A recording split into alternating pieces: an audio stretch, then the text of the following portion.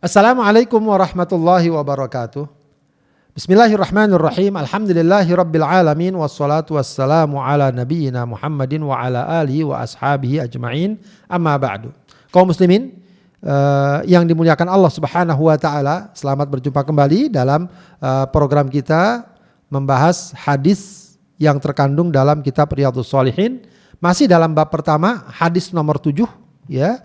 Masih dalam bab al-ikhlas ya, wa ihdharin niyyah fi jamil amal wal aqwal wal ahwal al-barizah wal khafiyah. Bab keikhlasan, menghadirkan niat dalam seluruh perbuatan dan ucapan yang tampak maupun yang tersembunyi. Bismillahirrahmanirrahim. Wa an Abi Hurairah Abdurrahman ibni Sakhrin radhiyallahu anhu qala. Dari Abu Hurairah ya, Abu Hurairah ini kunyah ya, jarang orang yang tahu nama aslinya sebab lebih akrab, lebih kenal nama kunyahnya Abu Hurairah. Siapa nama aslinya? Ya, Abdurrahman bin Sakhr. Ya, Abdurrahman bin Sakhr adalah nama asli dari Abu Hurairah radhiyallahu anhu. Dia berkata, qala Rasulullah sallallahu alaihi wasallam, Rasulullah sallallahu alaihi wasallam bersabda, innallaha, sesungguhnya Allah, la yanzuru, tidak melihat. Tidak melihat di sini juga maknanya adalah tidak menilai, tidak menjadikan sesuatu sebagai patokan standar keutamaan ya atau kehinaan ya. Apakah seseorang dinilai keutamaannya, kebagusannya, kebaikannya atau kehinaannya atau keburukannya ila ajsamikum. Nilainya, tidak menilainya berdasarkan apa? Ajsam. Ajsam jamak dari jismun, yaitu fisik tubuh kita ya. Allah tidak melihat fisik kalian. Tidak melihat maksudnya tidak menilai kalian berdasarkan fisik kalian. Oh, ini orang ganteng makanya dia dinilai mulia oleh Allah. Oh, dia orangnya jelek maka dia tidak dimuliakan oleh Allah. Bukan. Allah tidak menjadikan perkara fisik sebagai penentu dalam penilaian seseorang atau derajat seseorang. Wala ila suwarikum, juga tidak rupa seseorang. Kalau ajsam tadi lebih kepada kuatnya, fisiknya, kuatnya, tingginya, kekarnya gitu ya. Kalau suar ini lebih kepada tampilannya, parasnya, cantik, ganteng ya, menarik. Bukan itu. Itu tidak menjadi penilaian atau standar dari penilaian Allah Subhanahu wa taala. Walakin, tapi yanzuru, Allah melihat ya, yang akan Allah nilai, yang akan menentukan derajat seseorang, walakin yanzuru ila qulubikum wa a'malikum.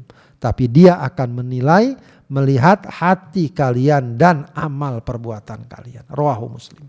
Ya, maka hadis yang sangat singkat ini sangat jelas maknanya bahwa yang akan menjadi penilaian di sisi Allah adalah hati kita dan amal kita. Hati kita maksudnya apa? Yang ikhlas, yang tulus untuk mencari ridho Allah. Hati kita juga termasuk perkara keimanan, kebersihan hati, ya, amal hati, apakah sabar, syukur, ya, menerima, qanaah, ridho, begitu ya. Apalagi bersyukur kepada Allah ya, kemudian bermunajat kepada Allah Subhanahu wa taala ya. Jangan sampai ada hati yang buruk, hati yang dengki, hati yang penuh dendam ya, atau yang penuh kesyirikan dan kekufuran serta kemunafikan, atau niat-niat yang tidak benar kepada Allah. Jadi hati ini akan menjadi salah satu patokan untuk menilai seseorang. Berikutnya apa? Amal kalian, perbuatan kalian, tindakan kalian. Bagaimana amal kalian? Apakah sesuai dengan syariat Allah atau tidak? Melaksanakan ajaran Allah atau tidak? Melaksanakan perintah Allah atau tidak? Meninggalkan apa yang Allah larang atau tidak? Itu amal.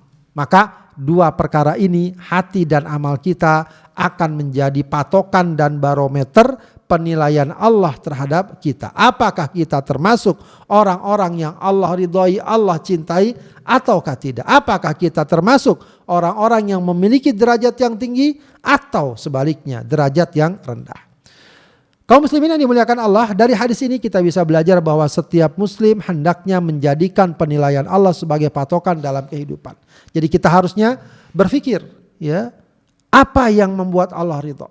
Ya, sebab kita harus menjadikan penilaian Allah sebagai patokan hidup kita. Jangan jadikan penilaian orang, penilaian manusia sebagai patokan. Orang bilang orang gak suka, kita tinggalkan. Orang suka, kita lakukan. Padahal perkara itu boleh jadi perkara yang buruk. Sekarang ada orang seperti itu. Kalau kita gak sholat, dia senang. Kalau kita rajin ke masjid, dia gak senang.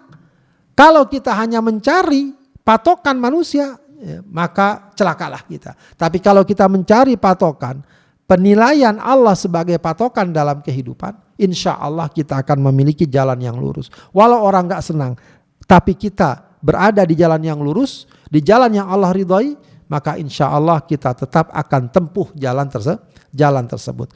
Kemudian penting ya dalam hadis ini memberikan makna pentingnya kita menjaga kesehatan hati dengan keimanan, ketakwaan dan zikrullah.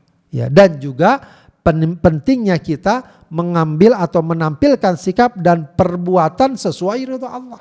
Jadi hati kita harus kita jaga baik-baik, amal kita harus kita lakukan sebaik mungkin sesuai yang Allah ridhoi. Jadi hati, amal harus beriringan, bukan menafikan. Ada orang mengatakan yang penting hatinya bersih, hatinya bagus, tidak sakit, ya, lalu amalnya buruk. Ya, itu tidak benar. Atau kebalikannya, amalnya bagus, baik, tapi hatinya ya ria, dengki, pengen disanjung, ya, dan seterusnya. Maka kedua-duanya harus kita jaga sebaik mungkin. Kemudian hadis ini memberikan istilah bahwa amal manusia ada yang bersifat amal hati dan amal anggota badan. Jadi amal hati kita ini dicatat, ya, ada amalnya, ada nanti timbangannya. Ya, maka ada istilah amalul qulub dan amalul jawarih.